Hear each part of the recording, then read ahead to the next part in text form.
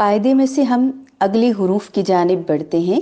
اب تک ہم نے الف، با، تا، سا، جیم، ہا، یہاں تک آپ نے خوب پریکٹس کر لی ہوگی۔ اگلا حرف ہے خا۔ خا، خا، خا، حروف مستعلیہ میں سے ہے، موٹے حروف میں سے ہے، اس کو بھی پر پڑھا جائے گا۔ پر پڑھنے کے لیے ہمیں ہونٹ گول کرنے کی ضرورت نہیں ہے، بلکہ مخرج کی ادائیگی کے ساتھ ساتھ زبان کو جڑ سے تھوڑا سا اوپر اٹھائیں گے ہر موٹے حرف کی ادائیگی کے لیے۔ زبان کی جڑ سے، جڑ کہاں پہ ہے؟ جہاں پہ نرم تالو ہے اور جہاں پہ ایک کوا سا لٹک رہا ہے نا، ہلکا سا زبان کو اوپر اٹھائیں گے، ٹچ کہیں بھی نہیں ہوگی زبان۔ تو خا کا جو مخرج ہے وہ ادنی الحلق ہے۔ ادنی الحلق کہاں ہے؟ جہاں سے گلا شروع ہوتا ہے، گردن شروع ہوتی ہے، منہ ختم ہوتا ہے، اور جہاں پہ جب ہمارا گلا خراب ہوتا ہے تو اریٹیشن ہوتی ہے، خرخراہٹ ہوتی ہے، اس جگہ سے خا ادا ہوگا۔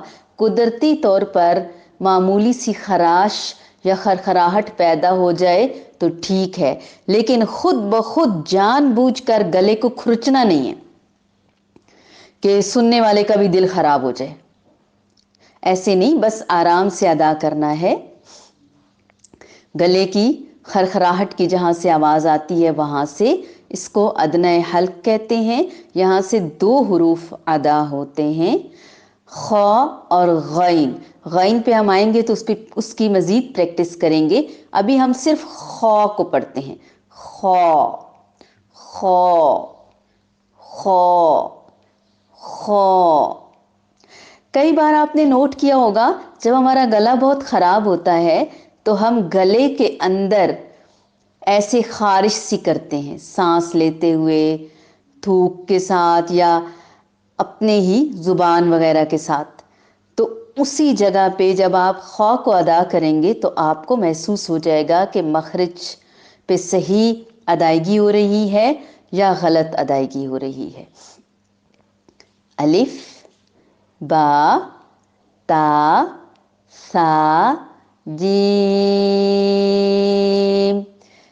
ہا، خا۔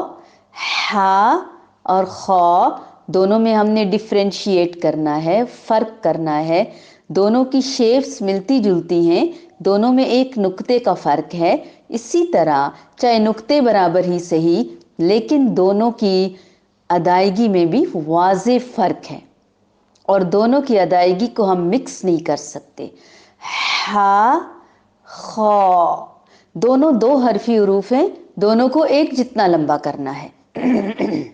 اگلے حرف پر آتے ہیں، دال۔ یہ جو دال ہے یہ بھی تا کے مخرج سے ہے۔ اب تا کا کیا مخرج ہے یہ آپ لوگ بتائیں گے، اب تک آپ کو یاد ہو گیا ہوگا۔ اب کتنی آسانی ہے آپ کے لیے، ایک مخرج یاد کریں گے تو ساتھ دوسرا اور کبھی کبھار تیسرا حرف بھی آپ کو یاد ہو جائے گا۔ دو دو یا تین تین حروف ایک ایک مخرج سے ادا ہوتے ہیں۔ تا اور دال دونوں کا مخرج ایک ہے، لیکن صفات میں اور ادائیگی میں قدر فرق ہے۔ تا دو حرفی حرف ہے، اس کو کم لمبا کریں گے۔ دال سے حرفی حرف ہے، اس کو زیادہ لمبا کریں گے۔ دونوں کو نرمی کے ساتھ ادا کریں گے۔ دونوں کا مخرج ایک ہے۔ کئی بار آپ نے یہ بھی دیکھا ہوگا کچھ بچے ٹوئنز ہوتے ہیں اور بالکل ایک جیسے ہوتے ہیں، ویسے بہن بھائیوں کی شکلیں مل رہی ہوتی ہیں، لیکن جو ٹوئنز ہوتے ہیں وہ تو بالکل ایک جیسے ہوتے ہیں۔ آپ نے نوٹ کی ہے یہ بات؟ لیکن بالکل ایک جیسے ہونے کے باوجود لوگ اکثر دھوکا بھی کھا جاتے ہیں ان کے بارے میں، باوجود اس کے ان میں بہت واضح فرق ہوتا ہے، ان کی عادات و اطوار میں، ان کے طور طریقوں میں، ان کی شکل و صورت میں۔ تو تا اور دال بہن بھائی ہیں لیکن ان میں فرق ہے. تا کا کیا مخرج تھا میں آپ کے سامنے ایک بار دہرا دیتی ہوں، جن کو بھول گیا انہیں بھی یاد آ جائے. زبان کی نوک ثنایا علیہ کی جڑ. ثنایا علیہ کے مسوڑوں کے ساتھ جب زبان کی نوک ٹکرائی تو وہاں سے تا اور پھر دال. اب دال کی ادائیگی میں دال، الف اور لام ہے، تینوں کی ادائیگی ہوگی. دال. اگلا حرف بھی پڑھ لیتے ہیں، آپ کو سمجھ بھی آ جائے گا اور آسان ہے، مشکل نہیں ہے. دال سے ملتا جلتا ایک نقطے کا فرق، وہ دال ہے اور یہ ذال ہے. ذال. اس کو بھی لمبا کریں گے لیکن اس کو زا کی طرح نہیں پڑھیں گے. زا میں سختی بھی ہے اور سیٹی بھی ہے اور زا کا مخرج بھی الگ ہے. کچھ حروف سیم مخارج والے ہیں، ہم جنس ہیں. کچھ قریب المخارج ہیں، ان کے مخارج قریب قریب ہیں. کچھ ہم آواز ہیں، آوازیں ایک جیسی ہیں لیکن ان آوازوں میں بھی فرق لازمی کرنا ہے ہم نے. تو زا کو سختی اور سیٹی کے ساتھ، جبکہ ذال کو نرمی کے ساتھ، بغیر سیٹی کے ساتھ. ذال کا مخرج کیا ہے؟ ذال کا بھی وہی مخرج ہے جو سا کا مخرج ہے. سا. سا کا کیا مخرج تھا؟ زبان کی نوک ثنایا علیہ اور ثنایا سفلا کے اندرونی کنارے. ثنایا علیہ اور سفلا کیا ہے؟ ثنایا علیہ اور ثنایا سفلا سامنے والے 4 دانت ہیں، 2 اوپر اور 2 نیچے. اوپر والے دانتوں کو ثنایا علیہ کہیں گے، نیچے والے دانتوں کو ثنایا سفلا کہیں گے. تا اور دال کا ایک مخرج ہے، سا اور ذال کا ایک مخرج ہے. ذال. ذال. ذال. ذال.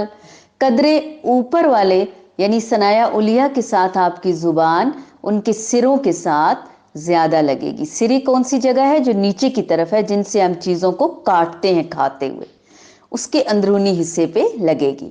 ادائیگی میں شروع میں ہو سکتا ہے آپ کی زبان سا اور ذال میں ہلکی سی باہر بھی نکلے، کوئی حرج نہیں ہے، آپ شیشہ دیکھ کر ادائیگی کر سکتے ہیں. لیکن اس طرح چہرے کی جو شیپ ہے دیکھنے والے کو اتنا خوبصورت نہیں لگتا. لیکن جب آپ کی پریکٹس ہو جاتی ہے، پھر آپ کو پڑھتے پڑھتے روانی آتی ہے، پھر آپ یوز ٹو ہو جاتے ہیں، پھر آسانی بھی ہو جاتی ہے حروف کے ادائیگی میں. ذال. ذال. الف، با، تا، ثا، جیم، حا، خا، دال، ذال. جی اتنی حروف کی خوب پریکٹس کیجیے.